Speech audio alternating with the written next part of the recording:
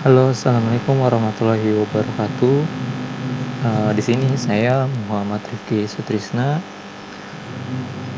ingin mempresentasikan mengapa perlu kode etik profesi teknologi informasi dan komunikasi. Latar belakang. Pertama, pesatnya kemajuan teknologi. Ya, yang kita ketahui pada saat ini perkembangan ilmu pengetahuan dan teknologi di zaman sekarang berkembang sangat pesat, sehingga pesatnya juga mendorong kita untuk senantiasa berupaya meningkatkan kemampuan dalam hal penguasaan teknologi informasi. Yang kedua, merubahnya nilai-nilai moral masyarakat. Pengguna teknologi informasi secara tidak langsung telah banyak merubah nilai-nilai moral masyarakat karena maraknya penyalahgunaan teknologi informasi dan komunikasi itu sendiri. Penjelasan. Yang pertama, etika. Etika adalah sebuah sesuatu di mana dan bagaimana cabang utama filsafat yang mempelajari nilai atau kualitas yang menjadi studi mengenai standar dan penilaian moral. Profesi. Profesi adalah pekerjaan yang dilakukan sebagai kegiatan pokok untuk menghasilkan nafkah hidup dan yang mengandalkan sesuatu keahlian. Sedangkan untuk etika profesi sendiri adalah sikap hidup berupa keadilan untuk memberikan pelayanan profesional terhadap masyarakat dengan ketertiban penuh dan keahlian sebagai pelayanan dalam rangka melaksanakan tugas berupa kewajiban terhadap masyarakat. Alasan kenapa kode etik itu penting.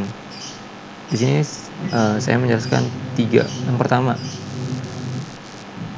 teknologi informasi dan komunikasi dapat meningkatkan kapasitas intelektual.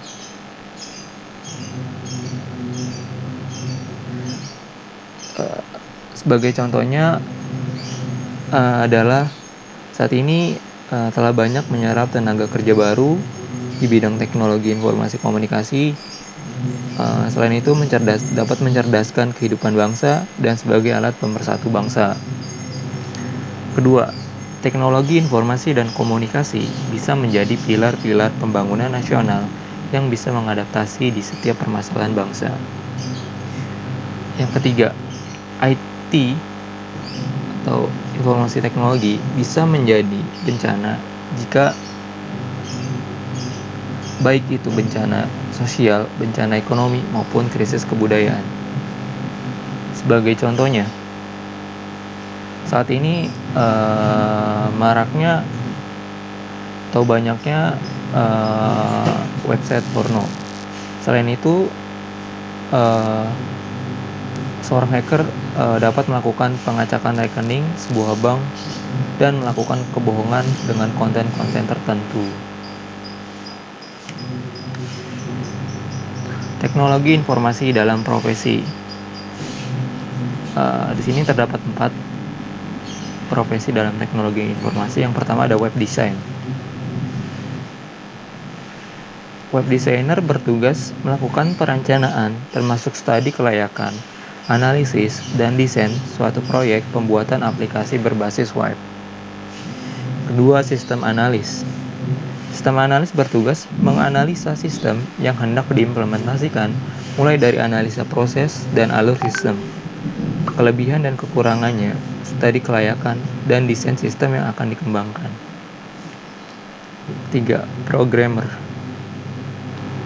Programmer bertugas mengimplementasikan rancangan sistem analis, yaitu membuat program, baik aplikasi maupun sistem operasi. Yang keempat, database administrator. Database administrator adalah seorang yang bertugas untuk menyimpan dan melindungi data dengan menggunakan software. Contoh etika profesi dalam bidang teknologi informasi. Terdapat 4. Yang pertama, tidak menggunakan komputer untuk membahayakan orang lain. Yang kedua, tidak mencampuri pekerjaan komputer orang lain. Yang ketiga, tidak menggunakan komputer untuk mencuri.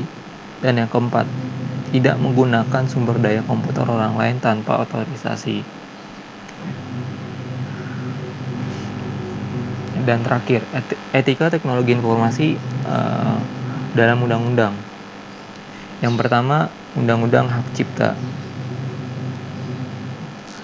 Undang-Undang Hak Cipta ini sudah disahkan dengan nomor 19 tahun 2002 yang diberlakukan mulai tanggal 29 Juli 2003, yang di dalamnya mengatur tentang hak cipta.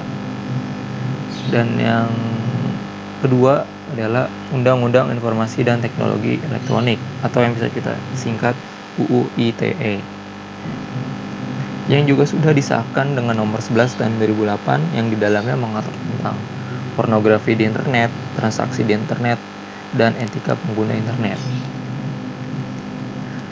Mungkin sekian yang bisa saya sampaikan.